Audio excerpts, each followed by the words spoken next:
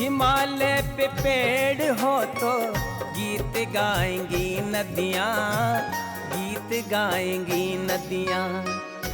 पेड़ों पे चिड़िया है तो गीत गाएंगी नदियाँ, पेड़ों पे चिड़िया है तो गीत गाएंगी नदियाँ।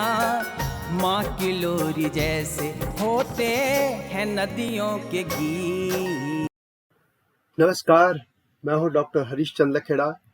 संपादकीय न्यूज चैनल में आपका स्वागत है।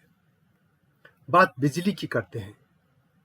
आप जानते ही हैं कि भारत के मैदानी क्षेत्र आग उगल रहे हैं। पारा 45-46 डिग्री पार कर चुका है। उत्तर प्रदेश, बिहार, मध्य प्रदेश, राजस्थान, दिल्ली समेत कई राज्य बिजली संकट से जूझ रहे हैं। अब 15 मई के बाद जेठ माह शुरू हो जाएगा और इसके बाद बिजली की मांग और तेजी से बढ़ेगी। इसके बाद फिर पंजाब, हरियाणा आदि राज्यों में खेती का समय आ जाएगा और बिजली की मांग इसके बाद और भी बढ़ जाएगी।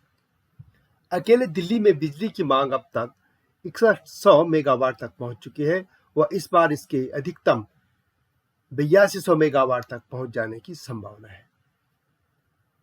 कोरोना काल के 2 साल बीत जाने के बाद यह पहला मौका होगा जब बिजली की मांग अपनी पूरी तरह से पीक में पहुंचेगी। डिमांड सबसे ज्यादा होगी क्योंकि 2 साल तक जनजीवन लगभग सामान्य नहीं था और अब यह जनजीवन सामान्य हो चुका है।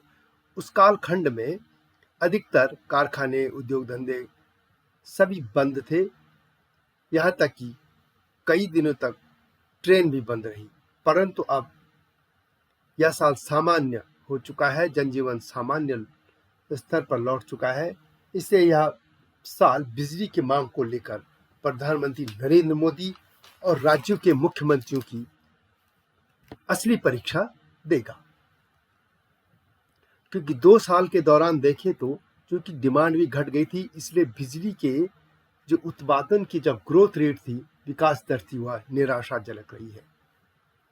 2019-20 में यह 95% थी, जबकि 2020-21 में यह -249% रही।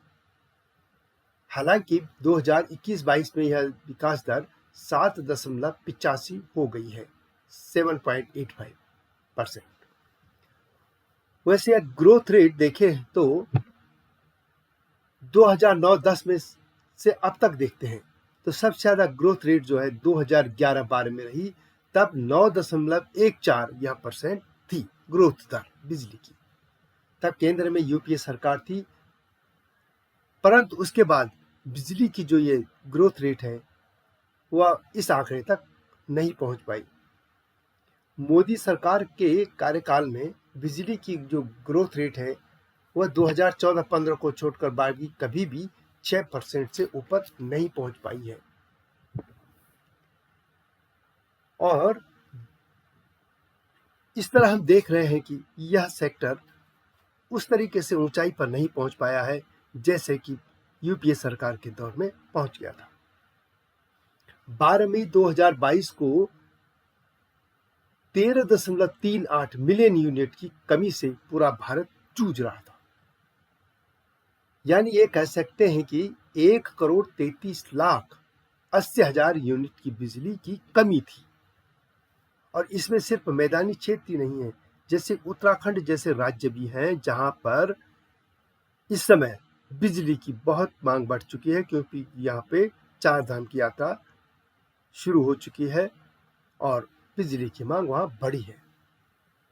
भारत इस समय कुल जो बिजली की उत्पादन क्षमता है वो है 4.12 लाख मेगावाट, परंतु वास्तव में जो उत्पादन होता है वह 3.56 लाख मेगावाट ही है, क्योंकि कोई भी बिजली घर जो है या बिजली के प्लांट हैं वो 100% उत्पादन नहीं कर पाते हैं।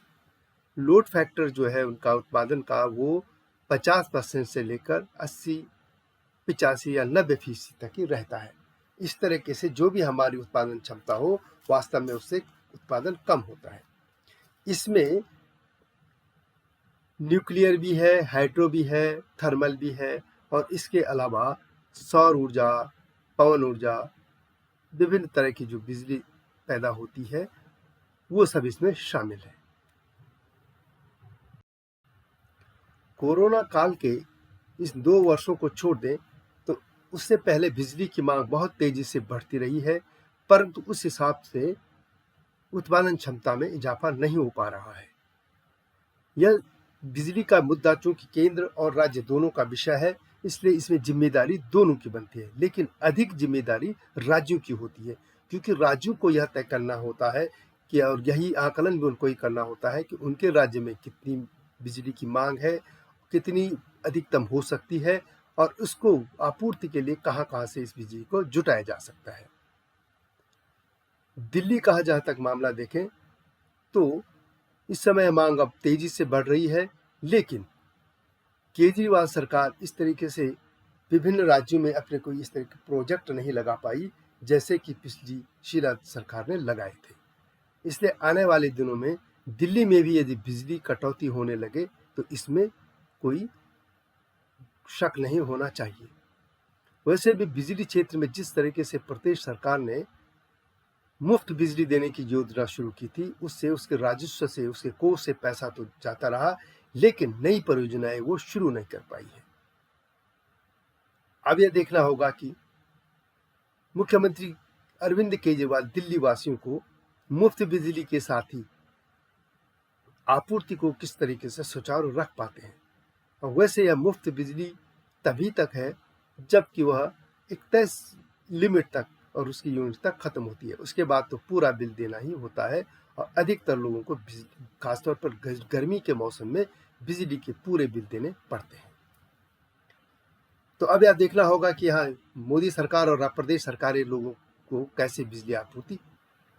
तो यह था भारत के बिजली व्यवस्था का एक छोटा सा जो उसका नजरिया है, जो उसका दृष्टि पत्र वो सामने रखा है कि इतनी बिजली, इतनी इस तरीके से मांग, क्या उसकी आपूर्ति और किस तरीके से जनरेशन होता रहा है। यह वीडियो कैसे लगी कमेंट में अवश्य लिखें। संपादकीय न्यूज चैनल को लाइक और सब्सक्राइब करना न भूलना। यह हिमालय लोग चैनल का सहयोगी चैनल है। अगली वीडियो की प्रतीक्षा कीजिए। तब तक नमस्कार।